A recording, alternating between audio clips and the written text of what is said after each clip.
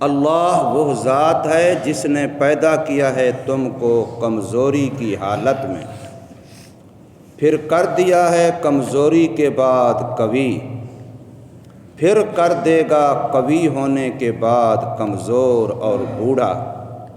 پیدا کرتا ہے وہ جس کو چاہتا ہے، اور وہی کامل علم والا، کامل قدرت والا ہے۔ سورہ روم کی آیت نمبر 54 آپ حضرات کے سامنے پڑھی گئی اور ترجمہ ہوا ہے۔ اس میں اللہ تبارک و تعالی نے اپنی توحید کی دلیل انفسی کا تذکرہ فرمایا ہے کہ بندے کو اللہ نے دعوت دی ہے کہ اپنے اندر غور کر، تجھے میری وحدت سمجھ میں آ جائے گی۔ اسے دلیل انفسی کہتے ہیں کہ تو اپنی ذات کو دیکھ، پورے جہان کو چھوڑ دے، زمین و آسمانوں کو چھوڑ دے، سورج چاند کے نظام کو چھوڑ دے، رات دن کے نظام کو چھوڑ دے، صرف اپنے اندر غور کر کہ تو کیا تھا، کیا ہوا، کیا ہو جاتا ہے۔ صرف اپنے اندر غور کر، تجھے میری وحدت، میری قدرت، میرا علم سمجھ میں آ جائے گا۔ اللہ تبارک و تعالی نے انسان کو عالم اصغر فرمایا ہے۔ اس پر حضرت مولانا اشرف علی تھانوی رحمہ اللہ نے بڑی تفصیل سے بحث کی ہے کہ اللہ نے پوری دنیا جہان میں جو کچھ بنایا ہے اس سب کا نمونہ ہر انسان کے اندر اللہ نے رکھا ہے، ہر انسان کے اندر۔ اس لیے انسان ایک پورا مستقل جہان ہے۔ ہر انسان، صرف یہ کہ انسان اپنے اندر غور نہیں کرتا۔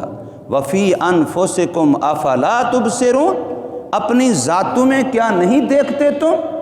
قرآن مجید کے اندر اللہ تبارک و تعالی نے ارشاد فرمایا، انسان پانی کا ایک بوند، ایک قطرہ، اس سے گوشت بنا، اس سے خون بنا، خون سے گوشت بنا، گوشت کے اندر ہڈیاں بنی، ہڈیوں کے اندر پھر اعضاء بنے، اعضاء کے اندر پھر صلاحیتیں، استعدادیں، لیاقتیں، آنکھ میں دیکھنا، کان میں سننا، زبان میں بولنا، یہ پیدا ہوئے۔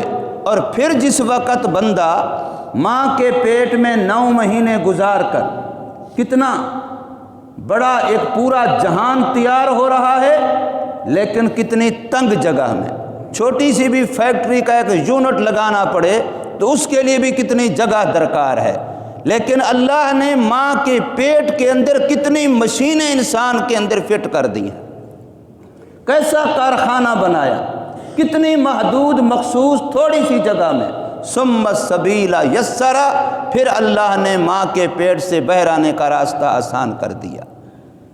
پھر انسان اس حال میں ہے کہ نہ ہل سکتا ہے، نہ حرکت کر سکتا ہے، نہ اپنی کوئی ضرورت بتا سکتا ہے، نہ اپنی کوئی ضرورت مانگ سکتا ہے۔ میرے رب نے انسان کو رونے کا ہنر دے دیا، اس رونے نے انسان کے سارے مسائل حل کیے۔ بھوک لگی ہے تو روئے گا، پیاس لگی ہے تو روئے گا، سردی لگے گی تو روئے گا، گرمی لگے گی تو روئے گا، درد تکلیف ہوگی تو روئے گا، اور کچھ نہیں کر سکتا۔ ایک رونا ہے جس کی وجہ سے ماں بھی متوجہ ہو جائے گی، ابو بھی متوجہ ہو جائے گا، رشتہ دار بھی متوجہ ہو جائیں گے، گھر والے بھی متوجہ ہو جائیں گے، ڈاکٹر حکیم بھی متوجہ ہوگا۔ اب سب کی توجہ لینے کا ایک ہی ذریعہ اس کے پاس ہے، رونا۔ اور میرے اللہ نے نظام کیسے بنایا؟ فرمایا تم آئے تھے، تمہارے مسائل رونے سے حل ہوئے تھے، تم جوان ہو جاؤ، بوڑھے ہو جاؤ، میرے سامنے رونا، تمہارے سارے مسائل حل کر دوں گا۔ یہ رونا ایسا ہنر ہے جو اللہ نے انسان کو دیا ہے۔ 70 سال کا گناہوں کا پاپی آج اللہ کے سامنے روئے تو رب کائنات اس کے مسائل حل کر دیتا ہے، سارے گناہوں پر معافی کا قلم پھیر دیتا ہے۔ جیسا کیسا کیوں نہیں، 99 قتل کر کے جا رہا ہے، 99 قتل کر کے جا رہا ہے، اگلا 100واں قتل بھی کر دیا، لیکن پھر بھی طلب پیدا ہوگی کہ میں نے غلطی کی ہے، تو اللہ نے اس کو بھی معاف کر دیا۔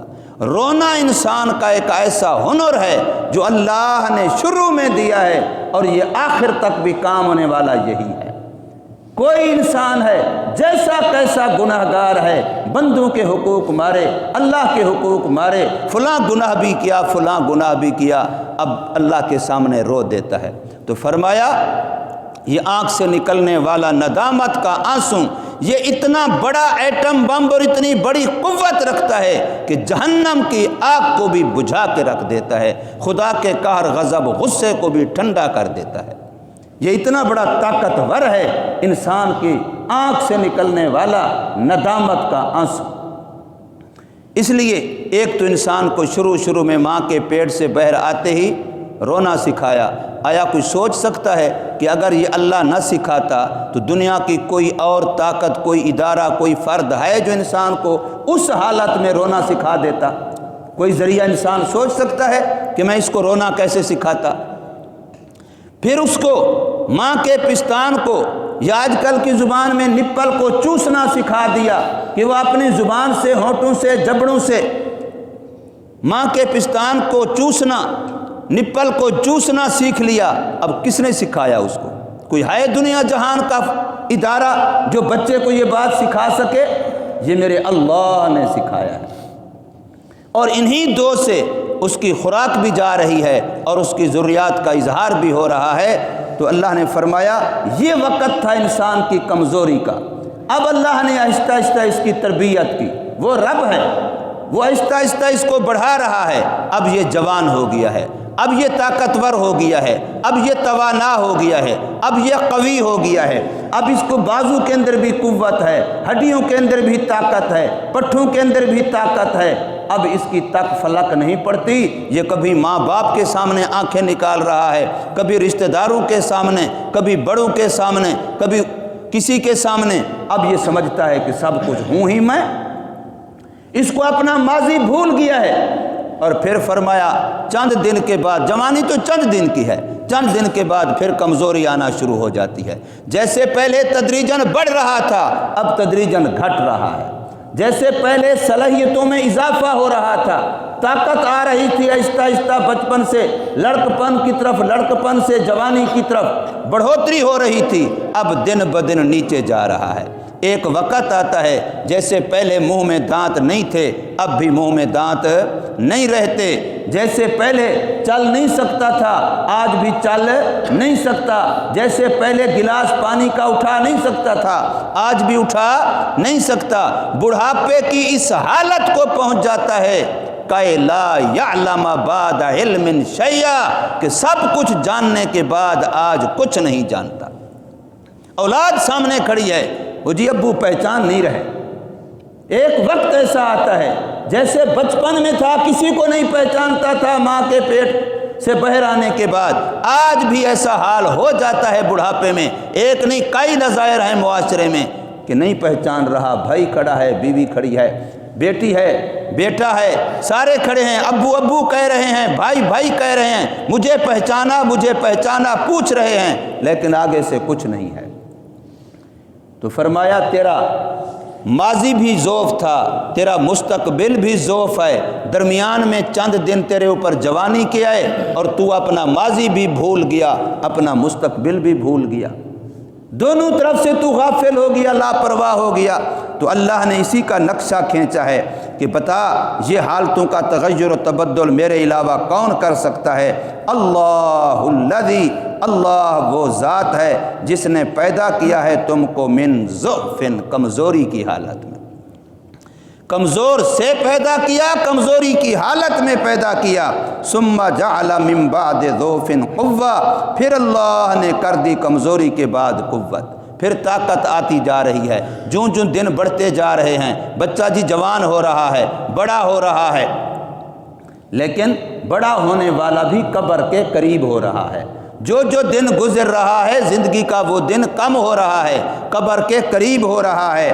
تو فرمایا ثم جعل من بعد قوة ضعفا وشیبا، پھر اللہ تبارک و تعالیٰ کر دیتا ہے قوت کے بعد، جوانی کے بعد کمزوری، و شیبہ اور بڑھاپا، پھر سفید بال آنا جب شروع ہوتے ہیں تو حدیث پاک میں یہ آتا ہے کہ یہ موت کو، قبر کو یاد دلانے والی وہ چیز ہوتی ہے جو 24 گھنٹے بندے کے ساتھ رہتی ہے۔ کوئی اور نصیحت نہ بھی کرے، اپنا سفید بال نصیحت کر رہا ہے، یہ بندے کے لیے مستقل مبلغ ہے، یہ مستقل نصیحت کرنے والا ہے، یہ پیر و مرشد ہے، یہ بتلا رہا ہے ایک وقت تھا کہ میں تیرے جسم پر پیدا ہی نہیں ہوا تھا، میں پیدا ہوا، بڑا ہوا، جوان ہوا، پھر اب میں بڑھاپے کی طرف، کمزوری کی طرف جا رہا ہوں، تو یہی حال تیرا بھی ہے۔ یہ انسان کے لیے مستقل نصیحت ہے۔ حدیث پاک میں آتا ہے، صوفی عبدالحمید سواتی رحمۃ اللہ تعالیٰ علیہ نے معالم العرفان کے اندر لکھا ہے، حضرت ابراہیم علیہ السلام سے پہلے انسان کے جسم پر سفید بال نہیں ہوتے تھے، چاہے وہ بوڑھا ہو جاتا لیکن بال سفید نہیں ہوتے تھے۔ سب سے پہلے سفید بال حضرت ابراہیم علیہ السلام کے ہوئے ہیں۔ خصوصیات ابراہیم مستقل ایک عنوان ہے، بہت ساری ایسی باتیں ہیں جو انسانیت میں پہلے نہیں تھیں، وہ شروع ہی حضرت ابراہیم علیہ السلام سے ہوئی ہیں، اس لیے اس کو ابو الانبیاء کہا جاتا ہے۔ تو حضرت ابراہیم علیہ السلام کے جب سفید بال ہوئے تو اللہ تعالیٰ سے سوال کیا، یا باری تعالیٰ یہ کیا ہے؟ تو اللہ نے فرمایا یہ وقار ہے، یہ انسان کے لیے اعزاز ہے، یہ وقار و عزت ہے۔ تو انہوں نے فرمایا رب زدنی وقارا، اے اللہ اگر یہ وقار ہے تو میرے وقار کو اور بڑھا۔ پھر پورے بال جیسے عمر گزرنے کے ساتھ ساتھ سارے بال سفید ہو جاتے ہیں۔ تو اس لیے فرمایا کہ اللہ بھی سفید بالوں سے حیا کرتا ہے، سفید بالوں کا اللہ پاک بھی لحاظ رکھتا ہے۔ باقاعدہ حدیث پاک ہے کہ 90 سال کی عمر تک جو بندہ ایمان کی حالت میں پہنچ جاتا ہے، ایمان اگر اس کے اندر ہے تو اللہ اس کے بعد اس کے گناہ لکھنے کا فرشتوں کو مستقل منع کر دیتے ہیں۔ اب یہ غلطی کرے بھی تو نہیں لکھنی۔ اور 80 سال کے بعد یوں تدریج ہے، مجھے پوری یاد نہیں اب اس وقت، تدریج ہے باقاعدہ کہ اتنے سال سے جو ہی آگے عمر بڑھتی ہے رب کی طرف سے رحمتوں کی برسات ہو جاتی ہے، نرمی شروع ہو جاتی ہے۔ ہم تو بوڑھوں کے ساتھ نرمی کے بجائے الٹا معاملہ کرتے ہیں کہ یہ گھر کے اندر بلغم کر رہے ہیں، یہ ساری رات کھانستے ہیں، ہماری نیند خراب ہوتی ہے، ان کی وجہ سے ہمارے گھر کا فلاں نظام خراب ہے۔ خصوصاً عورتیں پسند نہیں کرتی کہ یہ بوڑھا آدمی گھر کے اندر ہے، لیکن ان کا وجود بھی رحمت ہے۔ ان کا وجود، جس عمر کا بندہ ہے، ماں باپ خصوصاً جب گھر میں ہے تو ان کا وجود مبارک ہے، باعث برکت ہے، اللہ کی طرف سے ہزاروں رحمتوں کا ذریعہ ہے یہ۔ اس لیے فرمایا کہ اللہ تبارک و تعالیٰ و شیبہ، اس میں سفید بال بڑھاپا پیدا کر دیتا ہے۔ یخلق ما یشاء، اللہ پیدا کرتا رہتا ہے جو چاہتا ہے۔ بندے کی حالتیں، بندے کی صلاحیتیں، بندے کی چیزیں، سب کا خالق وہی ایک ہے۔ جب سب کا خالق وہی ایک ہے تو پھر سجدے کے لائق بھی وہی ایک ہے، الہ ہونے کے لائق بھی وہی ایک ہے۔ وَهُوَ الْعَلِيمُ الْقَدِيرُ، وہی کامل علم والا ہے کہ بندے کی ہر حالت کو جانتا ہے۔ القدیر، وہی کامل قدرت والا ہے، ایک حالت سے دوسری حالت کی طرف بدلنے کی طاقت بھی وہی رکھتا ہے۔ بچپن سے لڑکپن بھی اسی نے دیا، لڑکپن سے جوانی بھی اسی نے دی، جوانی سے بڑھاپا بھی وہی دیتا ہے۔ اللہ تبارک و تعالی ہمیں سمجھ نصیب فرمائے، عمل کی توفیق دے۔